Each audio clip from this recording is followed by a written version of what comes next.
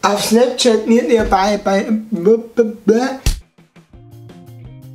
Servus, hallo, Haberdere und herzlich willkommen zu einer nackfrischen Ausgabe Bayerisch für Anfänger. Meine Stimme ist ein kleines bisschen belegt, weil ich wieder 10 Tage gezogen habe, weil momentan ist schon Sommer. Aber nichtsdestotrotz machen wir heute eine Folge und zwar mit dem Thema, das ihr sicherlich schon gelesen habt: Toilettenartikel.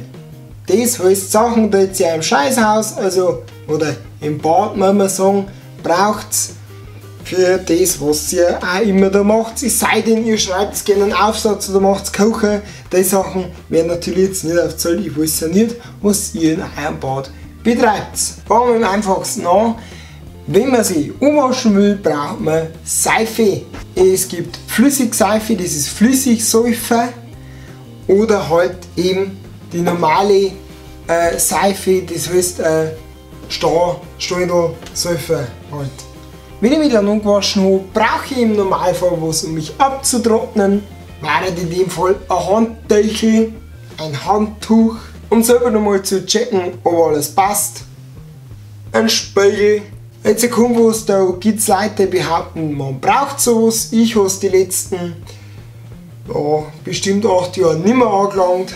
Eine Zahnbürstenscherz, eine Haarbürste, eine Haarbürste. Nur dazu zu Haarbürsten gibt es natürlich den Kampel, den Kamm. Und weil ihr es gerade schon gehört habt, die Zahnbürste, die Zahnbürsten. Nein, ich benutze diese natürlich öfter als die letzten 8 Jahre gar nicht. Und Zahnbürsten bringt uns nicht viel, brauchen wir auch noch eine Zahncreme. Für die Herren der Schöpfung haben wir dann noch einen Rasierapparat. Das soll es einmal grob soweit gewesen sein mit den Toilettenartikeln auf Bayerisch. Ich hoffe, ihr habt wieder was gelernt. Für die, die mir geschrieben haben, warum wart ihr am Sonntag nicht in Regenstauf bei der Krönung der Bierkönigin? Ja, das war ein wenig scheiße von unserer Seite. Wir haben vernatzt, dass an dem Tag gleichzeitig unsere Jahreshauptversammlung von der Feuerwehr war und als Jugendwart, da kannst du jetzt nicht sagen, warum, komm ich halt nicht. Nein, also da, sorry, dass wir da nicht da waren. Wir werden aber trotzdem noch, wie versprochen, eine Person anschreiben, die dann irgendwas von uns kriegt. Da fallen uns schon was ein.